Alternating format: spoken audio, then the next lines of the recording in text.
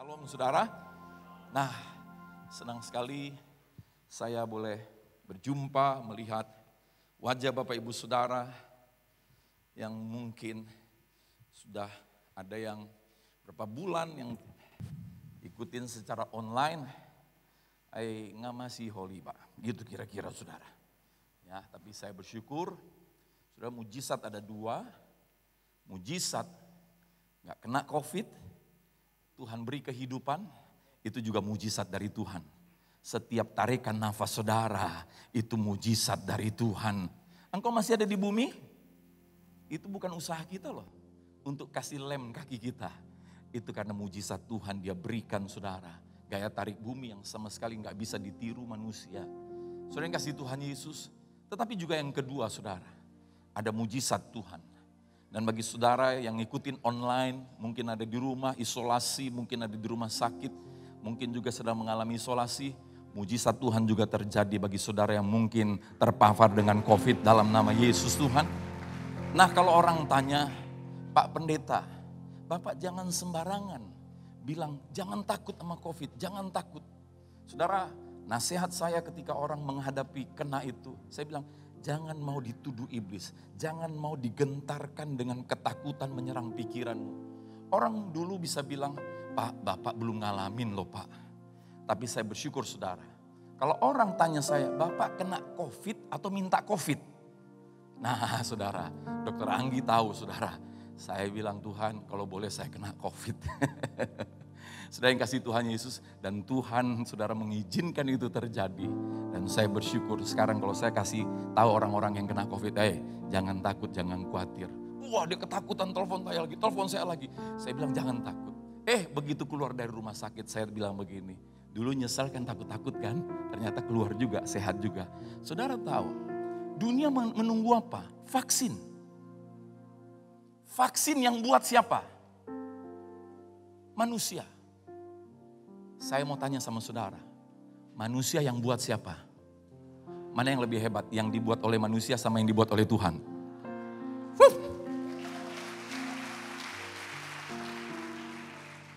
Amin saudara. Yang dibuat manusia aja kita tunggu-tunggu katanya vaksin. Jangan mau berfokus kepada apa yang dibuat manusia. Itu belum tahu saudara, belum tahu. Saya no comment dulu lah. Tapi sementara no comment ini saudara, kita masih jalanin hidup ini tiap hari. Dan yang menjadi masalah adalah apa saudara? Ketika kita ketakutan, lalu kemudian ini yang terpapar makin banyak ini saudara. Maka ruang lingkupnya makin luas. Tapi saudara, Alkitab sudah membuktikan kejadianku dahsyat dan ajaib. Ajaib apa yang kau perbuat. Jiwaku benar-benar menyadarinya. Oh saudara, mari jiwa kita jangan sampai sakit jiwa. Orang yang sakit jiwa adalah orang yang tidak menyadari kejadiannya dahsyat dan ajaib. Tuhan sudah buktikan saudara, tidak ada yang lebih berat keadaan saudara dan saya dibanding keadaan orang Israel di padang gurun. Mereka bukan resesi. Kalau resesi dari ada jadi minus. Mereka memang udah minus saudara di situ. Tapi Tuhan adalah Tuhan yang setia, menyertai mereka, menolong mereka, melindungi mereka, memberkati mereka. Nggak ada makanan yang jelas, nggak ada minuman yang jelas, apalagi bicara vitamin saudara. Oh nggak ada gimnasium untuk mereka olahraga juga saudara. Tapi tahukah saudara, di dalam diri kita ini Tuhan ciptakan dahsyat dan ajaib. Tuhan memberi kita persiapan memasuki tahun 2021 ini saudara. Dari 2 minggu lalu secara berturut-turut saya sampaikan. Pertama tentang bijaksana dan berlari. Minggu lalu saya sampaikan tentang jangan lari ke langit. Dan minggu ini saya akan lanjutkan saudara. Bagaimana tentang bijaksana dan berlari ini. Ini Tuhan taruh kita tuntunan. Saudara, salah satu cara iblis untuk merusak kehidupan iman di dalam kekristenan dalam Kristus adalah dibuat orang yang mengaku Kristen tapi tidak tertanam di dalam gereja.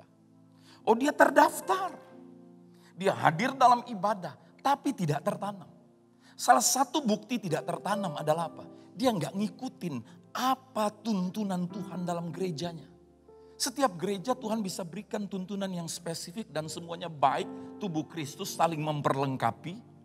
Dan apa tuntunan Tuhan di dalam keluarga rohani ini, saudara? Saudara, Tuhan taruh habitat kita berada dalam keluarga rohani. Sebab itu saudara yang ibadah online, saudara kalau sehat, saudara mari ibadah onsite. Karena Tuhan kita tidak hanya ada di langit, di surga. Dia turun dalam dunia nyata ini, saudara. Amin. Kita gak takut pergi ke mall, ada resiko. Kita gak takut pergi bekerja, ada resiko padahal di situ. Kenapa kok jadi takut resiko beribadah? Saudara, Tuhan taruh firman-Nya, saudara, yang kasih Tuhan kepada kita semuanya. Engkau akan melihat perbedaan orang yang sungguh beribadah kepada Tuhan dan yang tidak beribadah. Gak mungkin tidak ada hasilnya. Yang percaya katakan amin, saudara. Nah, persiapan untuk 2021 ini, saudara, Tuhan siapkan kita. Dan saya percaya semua jemaat Tuhan pasti serius, saudara. Ya.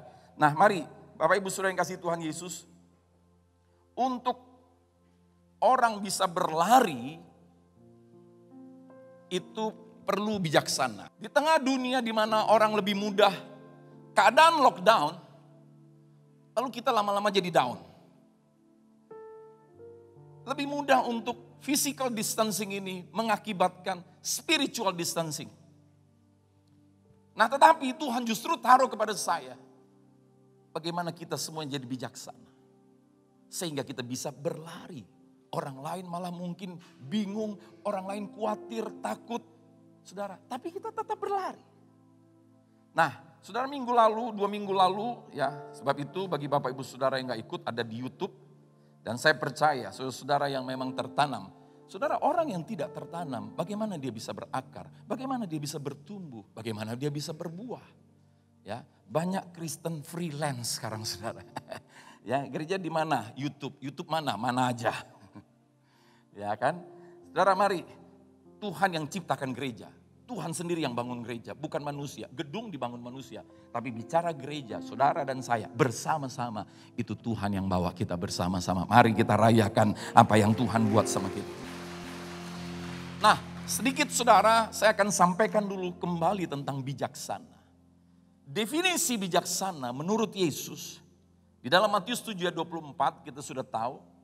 Orang yang mendengar perkataan Yesus. Ingat perkataan siapa?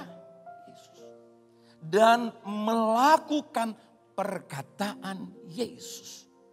Kita semuanya punya dasar hari ini untuk percaya. Dia adalah, saudara, jalan, kebenaran, dan kehidupan. Maka kita pegang perkataannya, saudara. Nah, ini bukan tentang melakukan isi Alkitab, bukan. Tetapi tentang melakukan perkataan Yesus, karena tidak semua isi Alkitab adalah perkataan Yesus. Isi Alkitab juga ada kisah hidup manusia. Saudara mendengar kisah Daud ngintip istri orang, lalu merencanakan pembunuhan terhadap suaminya. Dia catat di Alkitab, saudara. Menunjukkan, lihatlah anugerahku, kata Tuhan. Orang berdosa ini tetap kutolong. Tetapi saudara, itu bukan untuk kita lakukan kan? Ya toh? Setuju? Lalu Daud, saudara, membuat pembunuhan berencana. Mengambil istri orang. Saudara yang kasih Tuhan Yesus, dengar jemaat yang kukasih. Tidak semua isi Alkitab adalah perkataan Yesus. Jadi kita perlu melihat supaya kekristenan, iman dalam Yesus bukan tentang sudut pandang. Tentang Yesus. Haleluya. Karena Yesus adalah jalan kebenaran dan hidup. Saudara, kita boleh melihat, ya kan, dari belakang sepertinya sapi, dari samping lembu. Yang mana yang benar? Tentu kalau menurut perspektif, sudut pandang terjadi keributan.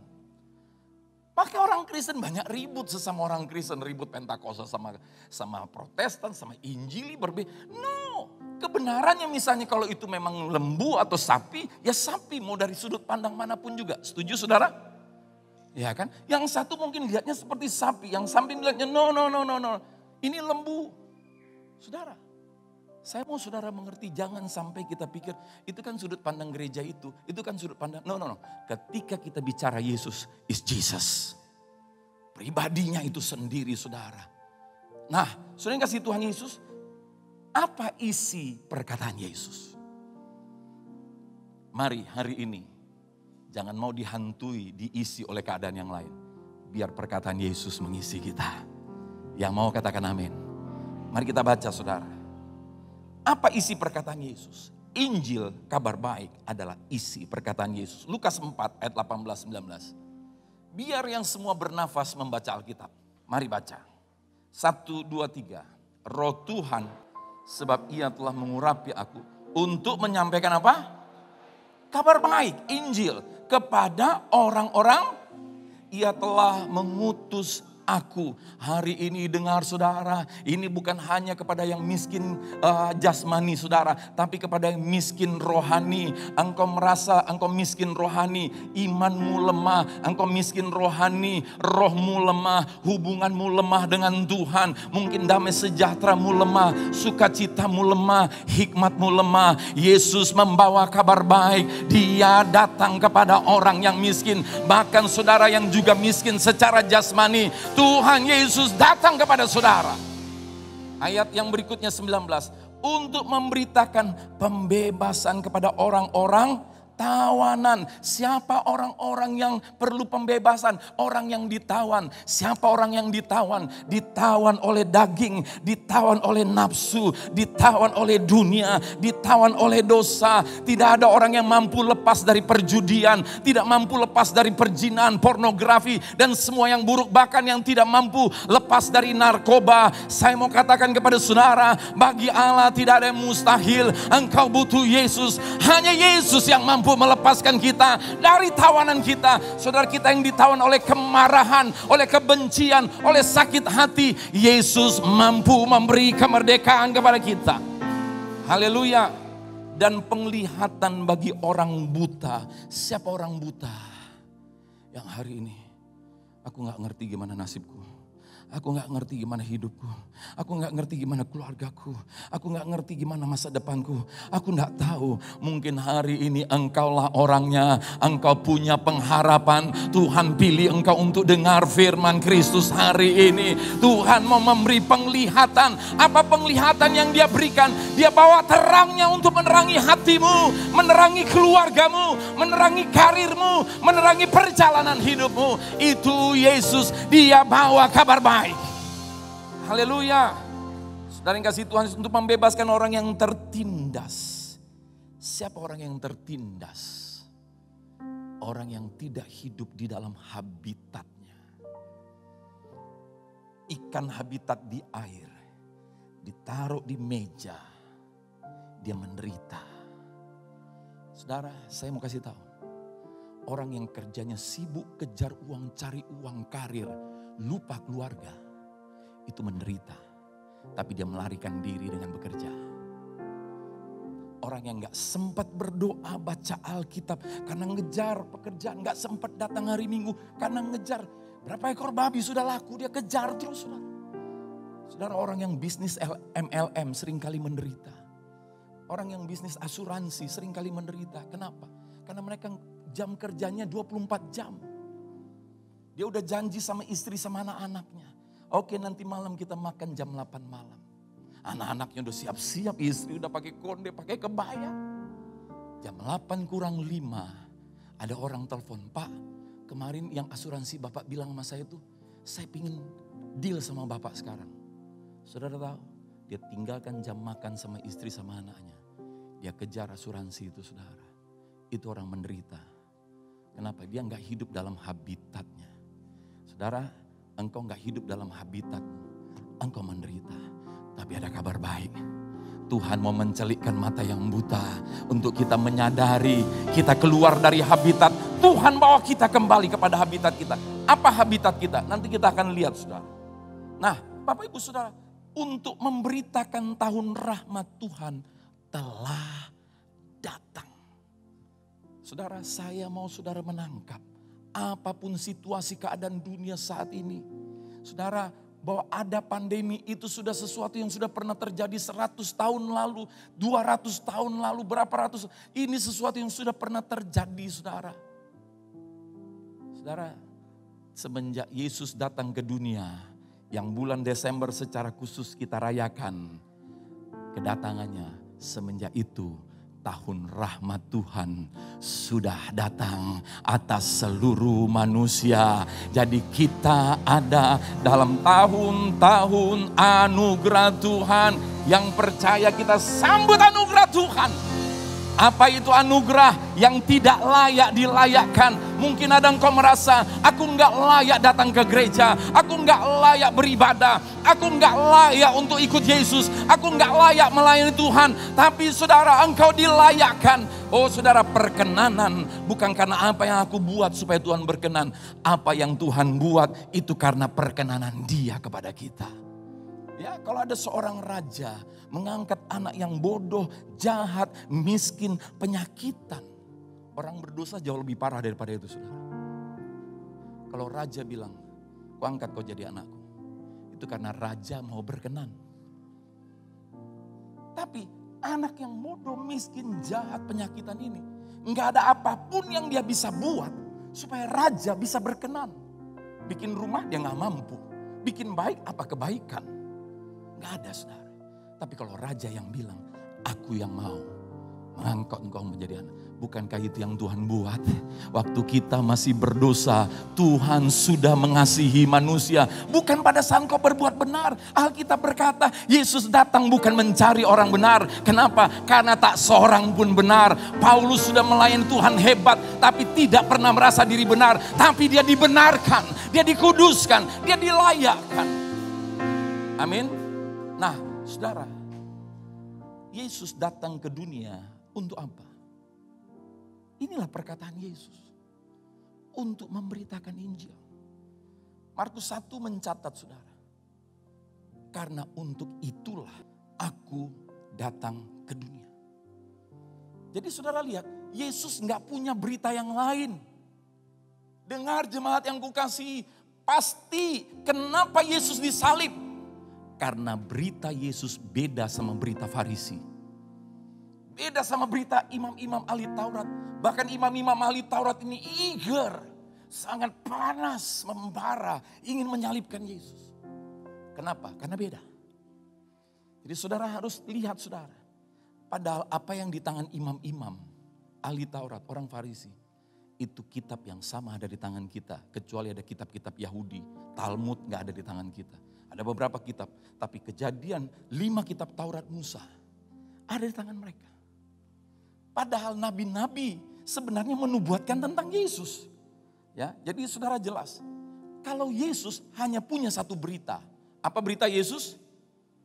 Injil, kabar baik.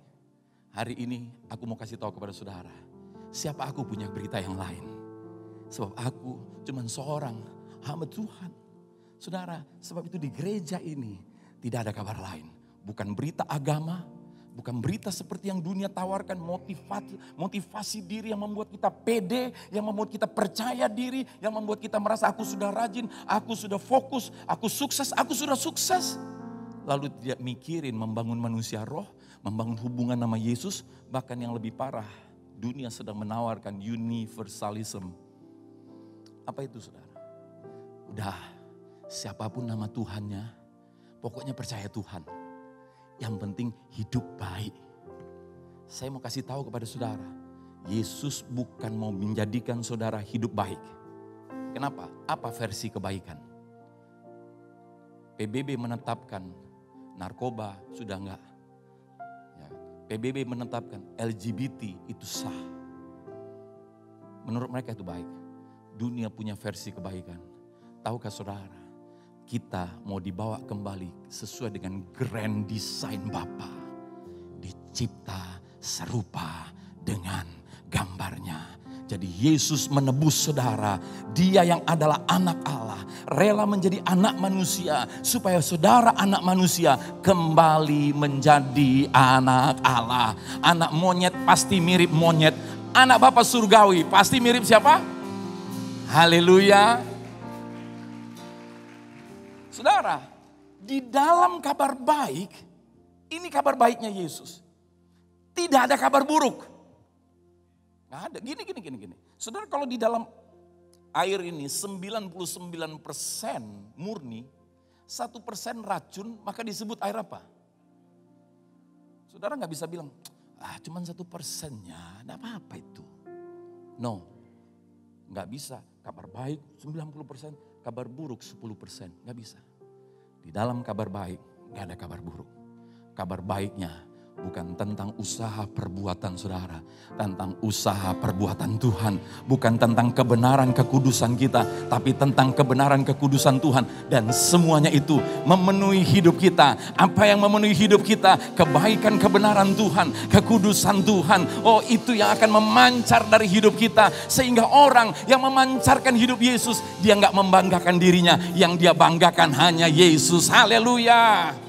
Mari Bapak Ibu Saudara. Roma 1 ayat 2, para nabi pun memberitakan Injil. Nabi-nabi ini sebenarnya Musa. Saudara, Alkitab mencatat banyak sekali. Mereka beritakan Injil. Siapa saudara orang yang mengaku Kristen, pendeta beritanya bukan Injil. Berita agamawi tentang peraturan, tentang kewajiban. Saudara, kita semuanya punya keluarga karena ada pernikahan. Pernikahan kenapa? Karena hati, bukan karena peraturan. Ya, bukan karena peraturan. Hubungan bapak dan anak.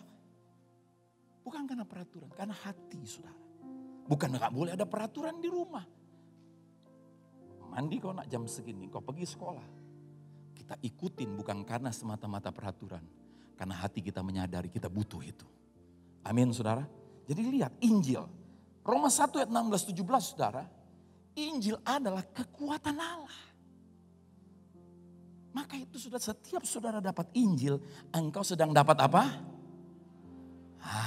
Berbahagialah saudara kalau hamba-hamba Tuhan di gereja ini, saya sebagai gembala gereja ini fokus hanya memberitakan apa yang Yesus beritakan adalah tentang Injil, tentang perbuatan Tuhan. Itulah kekuatan Allah bagi saudara. Maka saudara yang gak mampu pasti dimampukan. Ini waktunya orang lihat pengharapan. Saya mau bilang kepada saudara, kalau hamba Tuhan berdiri di sini yang hanya melihat kekurangan, yang hanya menuding kesalahan, orang akan bilang, Pak Pendeta, jangan kau bilang berhenti narkoba, nanti kau masuk neraka. Aku sudah tahu itu Pak, aku butuh solusi. Bagaimana caranya supaya aku bisa berhenti narkoba? Pak, jangan kau bilang, engkau jadi suami jangan kasar sama istri. Aku tahu gak boleh kasar, hati nuraniku bicara Pak, tapi gimana caranya? Saudara hanya sibuk menuding kekurangan kesalahan, tidak memberi solusi. Injil tidak fokus kepada perbuatan manusia, tapi apa yang menjadi keperbuatan Tuhan. Bagi Allah tidak ada yang mustahil. Saudara akan lihat hidupmu yang mustahil berubah, pasti berubah. Hidupmu yang mustahil jadi serupa Yesus, pasti jadi serupa Yesus. Amin saudara. Karena Injil adalah kekuatan. Injil itu saudara menyatakan kebenaran Allah. That's the gospel. Menyatakan kebenaran Allah. Saudara, saya di rumah sakit, saya ketawa. Istri saya bingung, kenapa ketawa? Saking saya ketawa, saya gak bisa jelasin. Hari ke-7, sampai sore saya ketawa-ketawa. Saudara pernah tahu ada hamba Tuhan ketawa di Alkitab? Dia punya nama anak ketawa. Namanya Ishak. Karena Tuhan bilang, hai Abraham, engkau akan jadi bapa segala bangsa. Saudara, dia ketawa. Saya mau kasih tahu sama saudara. Memang apa perkataan Tuhan membawa sukacita, membawa damai sejahtera, membawa kekuatan bagi kita. Saya ketawa. Malamnya saudara jam 9, suhu tubuh saya naik 39 antara 0,4 sampai 0,7. Ya memang yang gitu-gitu saya gak mau terlalu ingat-ingat saudara. Oh saya menggigil. Saya minta istri saya, tolong matiin lampu. Handphone jangan ada yang nyala. Saya menggigil. Besok paginya saya di swab. Jam 8, jam 9. Hasilnya keluar besoknya lagi. Udah negatif. Saudara yang kasih Tuhan Yesus, hati yang gembira adalah obat. yang manjur. Jangan lupa. Haleluya. Saudara, Markus 16 ayat 15. Perintah agung Yesus adalah apa? Beritakanlah Injil. Gak ada berita lain, only the gospel. Saya mau bilang kepada saudara, jangan takut mempertanyakan imanmu. Sebab banyak orang hanya menerima warisan agama, bukan warisan iman. Sehingga yang dia imani bukan dalam Kristus, tapi agama. Kenapa engkau percaya Yesus? Ya papaku Kristen, ya aku Kristen aja. Kenapa dibaptis? Ya gereja bilang harus dibaptis. Saudara, saya melayani Tuhan, khotbah sudah mulai tahun 91. Tapi saya baru mengenal Injil tahun 2015. Tahun 2011 saya menghadapi badai yang besar sekali. Masuk koran seluruh Indonesia. Oh saudara, saya bergetar, ketakutan. Saya sedih, saya depresi, saya stres. Mertua saya pernah hibur saya saudara. Dia pegang kaki saya marah. Sensi saudara. Saudara, sampai saya dioperasi 2 kali di rumah sakit. Saya tanya dokter, dok kenapa ini terjadi sama saya? Dia bilang, Pak, orang kalau stres ada macam-macam reaksinya. Nah Bapak reaksinya seperti ini, makanya kita mesti operasi nih kelopak matanya. Saya stres. Saya hamba Tuhan, saya menggembala, jadi wakil gembala semenjak tahun 94. Saya menggembalakan gereja semenjak tahun 2010. Saudara, saya tanya Tuhan, jangan takut mempertanyakan imanmu. Jangan hanya asal terima saudara, tanpa mengalami. Yesus mau kita bukan hanya mengetahui Yesus, mengalami Yesus. Saudara, saya tanya Tuhan, orang yang tidak percaya Yesus, kalau dia menghadapi masalah, dia stres. Aku katanya percaya, katanya melayani Tuhan. Kok sama? Kok enggak ada bedanya? Saudara, ada 2 hal yang terjadi. Ternyata apakah engkau sudah mengenal Yesus oleh Injilnya? Atau yang kedua, engkau salah kenal. Saudara, ternyata bertahun-tahun saya salah kenal. 2015, jadi dari 2011 itu saudara saya mencari. Tuhan apa ini? Saya mencari itu dalam roh, bukan cari kepada mana-mana. Nah, Tuhan, ini pasti ada sesuatu yang Tuhan mau bukakan. 2015, Tuhan bukakan kepada saya Injil ini. Saya kaget dalam Galatia pasal 3, Abraham sudah mendapat berita Injil. Alkitab persis berkata demikian. Ternyata semua isi Alkitab dari Kejadian sampai Wahyu itu Injil saudara. Oh Pak, Wahyu itu mengerikan? No. Bagi orang yang gak percaya Yesus itu mengerikan. Tapi bagi kita berarti tanda kedatangan Yesus kita bisa baca. Sehingga kita tahu makin dekat maka hati kita makin sukacita. Karena kita makin dekat berjumpa dengan Yesus. Bahkan saudara, tanda akhir zaman membuat kita mempersiapkan diri untuk tahu apa yang akan terjadi. Sedia payung sebelum itu pepatah dunia saudara. Kita dapatkan berita akhir zaman itu tidak menakutkan, malah apa? Kita persiapkan diri kita. Nah saudara, jadi saya gak punya berita yang lain. Bagi saudara yang mungkin suka berita seperti motivator di TV. Saudara minta maaf, ini gereja. Aku cuma taunya apa yang dikatakan Injil. Saudara mungkin saya senang ada ilustrasi dari mau cetungkah. Tapi minta maaf, kebenaran bukan apa kata manusia. Yesus adalah patokan, sumber, bahkan kebenaran itu sendiri. Yang percaya katakan amin saudara. Jadi kita baru mulai saudara, bagaimana bisa berlari. Kalau kita terima Injil, ada kekuatan dalam diri kita. Seperti tadi Injil adalah, maka kita bisa berlari. Mari kita buka saudara, Filipi 3 ayat 13 dan 14. Saudara-saudara, aku sendiri tidak menganggap bahwa aku telah menangkapnya. Tetapi ini yang kulakukan, aku melupakan apa yang telah di belakangku dan mengarahkan diri kepada apa yang di hadapanku dan berlari-lari kepada tujuan untuk memperoleh hadiah, yaitu panggilan surgawi dari Allah dalam Kristus Yesus. Rasul Paulus di tengah pelayanan yang hebat luar biasa. Dari 12, ya sebenarnya 11 murid Yesus, tapi Paulus dipercaya sebagai yang ke-12 saudara, menggantikan Yudas. Ya ini satu pemikiran teologis saja, nggak ada ayatnya. Tapi intinya adalah Paulus seorang yang luar biasa. Saudara lihat, dia dimenangkan mengalami perjumpaan pribadi. Pada saat kapan? Pada saat dia sedang berdosa.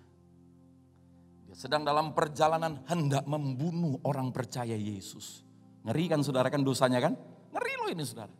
Lihat, itu nyata anugerah Tuhan. Bukan Saulus yang datangin Yesus. Yesus datangin orang berdosa. Itulah kerjaan Yesus. Kalau ada saudara yang menjauh dari Tuhan karena engkau merasa aku jauh dari Tuhan, aku berdosa, aku enggak layak di hadapan Tuhan. Yesus yang mau datangin engkau saudara. Dia mau berbicara kepadamu saudara yang kasih Tuhan Yesus. Saulus, Saulus, mengapa engkau menganiaya aku? Saudara, perjumpaan itu pendek, padat, singkat. Tapi kemudian mengubahkan hidup menjadi Paulus yang luar biasa. Di tengah pelayanan yang begitu hebat saudara. Paulus tidak merasa aku sudah menangkapnya. Dia bahkan mencatat dalam ayat sebelumnya saudara. Dia berkata apa? Yang ku kehendaki ialah mengenal dia. What? Engkau sudah pelayanan begitu hebat. Paulus mencatat lebih dari setengah kitab suci saudara. Tapi dia tidak merasa aku sudah menangkapnya. Dia tidak merasa aku sudah tahu banyak tentang Tuhan. Saudara yang kasih Tuhan Yesus, inilah kebenaran yang sesungguhnya. Ketika kita mengenal Tuhan, kita tidak merasa kita sudah banyak kenal Tuhan. Saudara, kenapa? Karena Tuhan maha besar, maha kasih, maha baik, maha indah, maha mulia. Bagaimana mungkin orang bisa merasa sudah cukup mengenal Tuhan? Mungkin saudara nggak ada yang merasa, nggak ngomong. Aku udah cukup mengenal Tuhan, nggak ngomong. Tapi dari sikap saudara mempelajari Alkitab bisa kelihatan. Ketika kau nggak mau belajar, aku udah tahu lah. Lalu kalau pendeta ngomong ini, udah tahu lah. Tapi saya bersyukur di gereja ini gak ada saudara. Oh Tuhan melihat hati saudara yang rindu. Berbahagialah yang lapar dan haus akan kebenaran karena mereka akan dipuaskan. Nah saudara, mari kita perhatikan ada beberapa kata kunci. Yang pertama, lupakan apa yang di belakang. Saudara, Tuhan Yesus adalah Tuhan yang spesialisasinya menanggung semua masa lalu saudara. Yang kapan masa lalu? Bukan yang 20 tahun saja. Yang 1 menit yang lalu, detik yang lalu. Alkitab berkata saudara, barang siapa yang ada dalam Kristus. Karena engkau adalah ciptaan yang lama. Nah, saudara jangan mau hitung. Udah sekian bulan pandemi ini, kenapa ngitung? Saudara mari kita jadi anak Tuhan seperti Daud berkata, ingat kasih-Nya, ingat kebaikan-Nya. Katakan saudara, dan anugerah-Nya. Dan anugerah-Nya selamatkan. Orang Yahudi saudara, diikat oleh roh perbudakan. Mereka ada di padang gurun. Mereka kerjanya bersungut-sungut. Orang yang suka lihat masa lalu, dia suka bersungut-sungut. Kata bersungut-sungut dalam bahasa aslinya artinya apa? To stop permanently. Berhenti secara permanen. Betul, istrinya Lot melihat masa lalu. Berhenti secara permanen jadi tiang garam. Bukan jadi garam, jadi tiang garam. Tuhan mau hidup kita terus mengalami kemajuan. Haleluya. Amin saudara. Dan lupakan masa lalu. Bahkan ketika mereka hendak masuk ke tanah perjanjian. Ngeri ngomongannya saudara. Bilangan 14 mencatat saudara. Sekiranya kami mati di tanah Mesir. Bayangin ini masa lalu terus saudara. Masa lalu terus. Bapak ibu saudara, saya kasih nasihat kepada saudara hari ini. Pergaulan yang buruk bisa merusak kebiasaan yang baik. Kalau temanmu kerjanya bersungut-sungut dan suka ingat masa lalu. Doakan dia, Dan ingatkan dia, bila perlu kasih link khotbah ini sama dia. Kalau dia enggak berubah-berubah, bilang sama dia, bro minta maaf ya. Kayaknya bukan habitatku nih. Kenapa? Pergaulan yang buruk bisa merusak kebiasaan yang baik. Saudara jangan mau dekat sama orang yang sukanya ngata-ngatain kejelekan, masalah. Jangan saudara. Kenapa? Itu energi negatif yang melemahkan hidup kita. Oh kita mengasihi dia, kita doakan, kita mengasihi dia, kita beri nasihat. Bahkan kirim link khotbah itu juga salah satu cara saudara. Tapi kalau dia nggak berubah juga, minta maaf sama dia, bro. Nanti satu saat kalau engkau memang butuh Injil lagi, aku datang. Tapi kayaknya engkau nolak Injil ini. Kenapa? Orang yang kemasukan kabar baik, pasti keluarannya kabar baik. Amin saudara. Nah, saudara kasih Tuhan Yesus mengarahkan diri kepada apa yang di hadapanku. Lupakan sekarang apa yang di hadapan. Apa artinya? Hari ini. Tuhan tidak suruh saudara untuk memikirkan hari yang kita nggak ngerti. Oh ini kira-kira nanti, wah ini kasusnya naik loh. Gimana minggu depan, gimana bulan depan. Jangan saudara. Jangan pikirkan apa yang menjadi pikiran Tuhan, urusan Tuhan itu.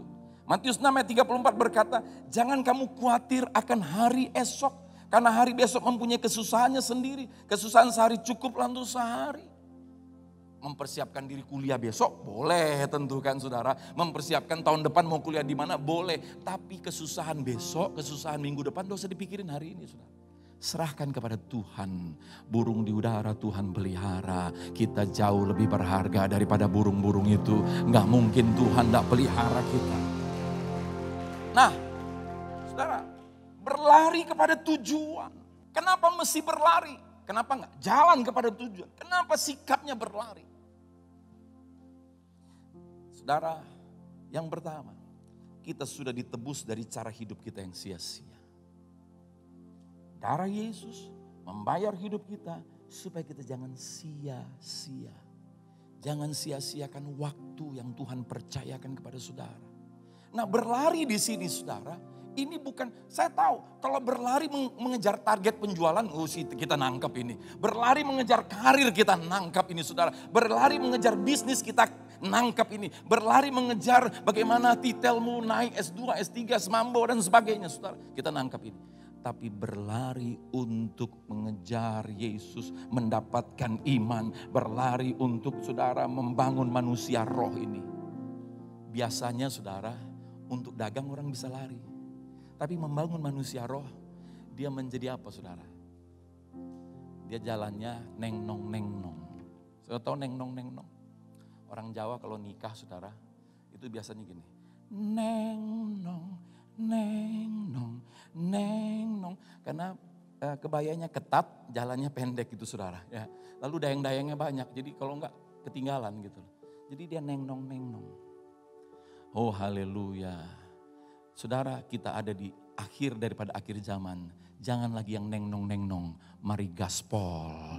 Berlari bangun manusia rohmu. Berlari bangun imanmu. Berlari bangun hubungan dengan Tuhan. Haleluya. Gaspol, katakan bersama saya. Gaspol. No neng-nong. Ya kan? Kalau dagang kita mah gaspol. Ya kan, kejar karir gaspol. Tapi bangun rohani ngomongnya gini saudara. Ya Pak, awak ini jemaat biasa.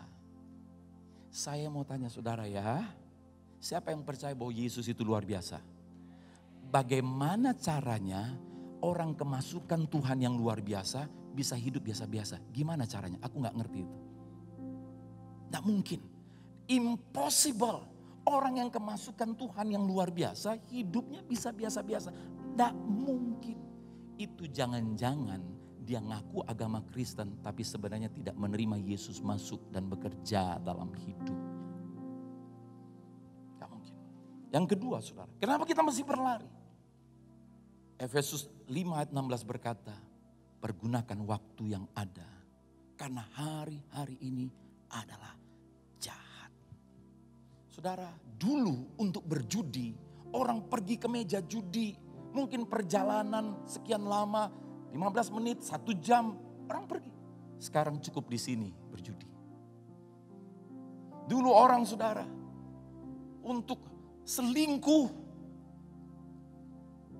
Wah, itu biayanya lebih banyak. Sekarang cukup di sini. Hari-hari ini adalah hari yang jahat. Dan saya mau katakan kepada saudara, betul ada yang baik yang bisa kita lakukan di sini. Tapi daya tarik godaan setan dan dunia jauh lebih kuat daripada apa yang baik. Saya mesti kasih tahu kepada saudara. Ibarat api, kita butuh api untuk memasak. Tapi api yang sama bisa menggosongkan kita juga, saudara, membakar kita. Kita harus tahu dalam memandangnya. Amin, saudara.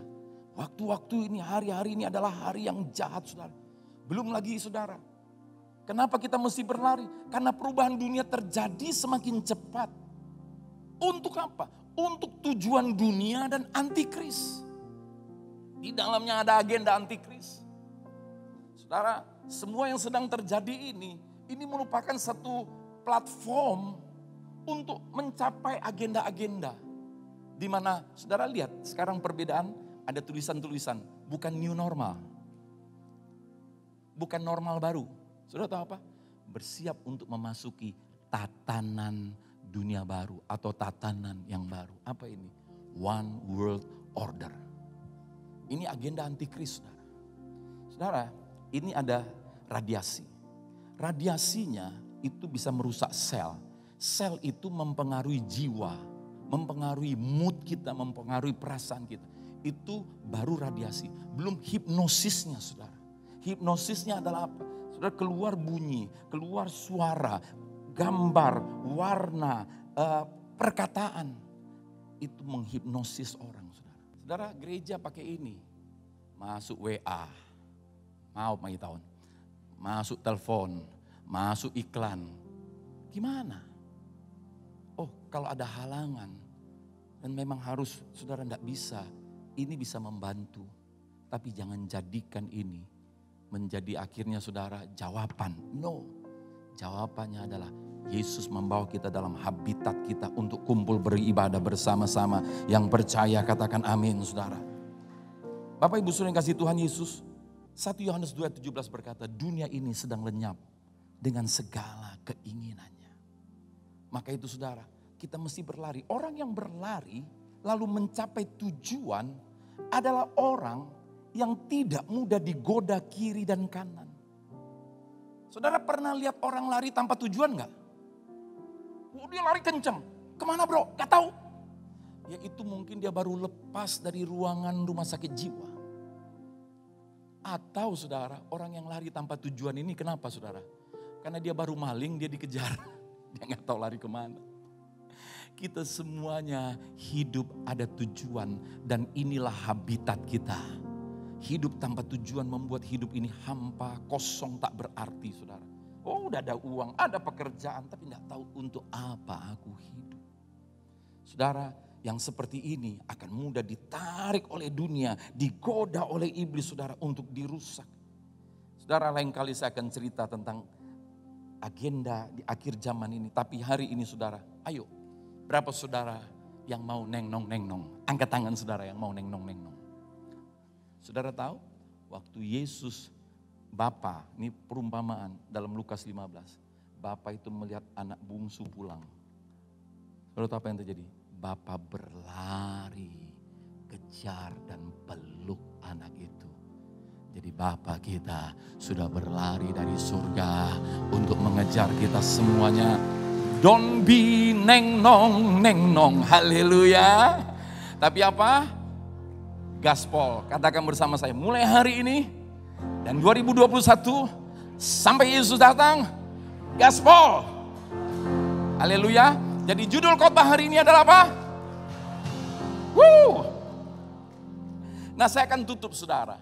Apa panggilan surgawi? Jadi kita berlari ada tujuan. Tujuannya panggilan surgawi. Dan ini pemberian Tuhan, hadiah dari Tuhan. Yang pertama saudara. Dilahirkan dari Allah dan menjadi anak Allah. Supaya kita punya hubungan pribadi dengan Dia. Hari ini jangan seorang pun saudara yang mendengar berita ini. Dan engkau belum pernah membuat keputusan aku mau dilahirkan dari Allah. Kekristenan sesungguhnya bukan tentang surat baptis. Kekristenan sesungguhnya bukan tentang anggota gereja. Tapi kekristenan sesungguhnya adalah mengenal Kristus, ingin menerima karya Kristus. Apa karyanya? Melahirkan kita untuk jadi anaknya. Saudara, kita dicipta serupa gambar Allah. Kenapa? Karena yang mirip saya pasti anak saya. Kita serupa Allah karena kita adalah keluarganya, saudara. Dan Tuhan mau kita menjadi anaknya supaya kita punya hubungan pribadi dengan Dia. Inilah habitat saudara dan saya. Yang kedua, saudara, hidup oleh roh dan menjadi murid Kristus. Ini panggilan surgawi. Saudara, kita semuanya ketika menjadi anak, ada DNA Bapa kita. Roh Kudus adalah DNA Bapa.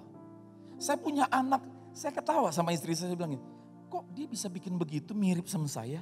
Padahal saya enggak pernah loh lakukan itu di depan dia. Saudara yang kasih Tuhan Yesus, kenapa itu terjadi? Karena ada DNA Bapanya dalam dirinya. Saudara, ada DNA Bapa surgawi dalam diri saudara, yaitu Roh Kudus. Dan harap saudara tahu, hari ini saudara minta maaf. Terlalu banyak orang Kristen yang sedang menyimpang dari jalan kekristenan sesungguhnya. Apa itu? Dia pikir Kristen itu udah baptis, celup, pergi ke gereja, udah nanti tunggu aja. Kapan ada butuh pendeta kita datangin dia, kapan ada yang sakit kita datangin dia, kapan mau menikah datangin dia, kapan mati. No saudara, kekristenan adalah ketika engkau percaya ada roh. Roh itu kerjanya ngapain? Nah, banyak lagi orang karismatik, roh itu untuk merinding. Roh itu saudara untuk mengajari kita akan seluruh kebenaran. Maka itu dia jadikan kita muridnya. Dan hari ini perlu saya declare kepada saudara semuanya. Untuk saya jadi murid dari satu kampus, saya mesti bayar. Dulu saya tugas di UPH. UPH itu sampai dibuat singkatan. Uang papa habis katanya saudara. Kenapa? Mahal banget sekolah di situ. Jadi dokter di situ katanya udah bisa 3 miliar sekarang saudara. Mahal banget. Ada uang gedung, uang ini, uang itu dan sebagainya saudara. Mahal sekali. Tahukah saudara? Untuk engkau jadi murid Yesus, tak satu pun kita mampu bayar. Sebab dia sendiri yang bayar dengan darah yang mahal. Betapa mahal harganya untuk kita jadi muridnya. Jangan anggap enteng jadi murid. Jangan hanya merasa aku sudah datang hari Minggu, that's it, udah cukup. Kita sedang mempertontonkan kepada anak-anak muda. Guru kencing berdiri, murid kencing berlari. Artinya apa? Orang tuanya cuma memberikan contoh. Kristen itu 2 jam di gereja udah pulang. Gak dilihatnya papanya baca Alkitab, gak dilihatnya papanya mimpin ibadah di rumah, gak dilihatnya papanya numpangin tangan, gak dilihatnya papanya aktif dalam keluarga rohani. Oh, Kristen itu cuma 2 jam di gereja. Generasi berikutnya bukan 2 jam di gereja, 1 jam di YouTube, plus lihat iklan, plus lihat WA. Generasi berikutnya saudara, udah tinggalkan Tuhan. Ya, saya minta maaf, saya bilang sama saudara, kalau saudara laki-laki, engkau harus jadi imam. Kalau enggak, operasi. Saya ulangin, kalau engkau laki-laki, engkau harus jadi imam. Kalau enggak, operasi Injil.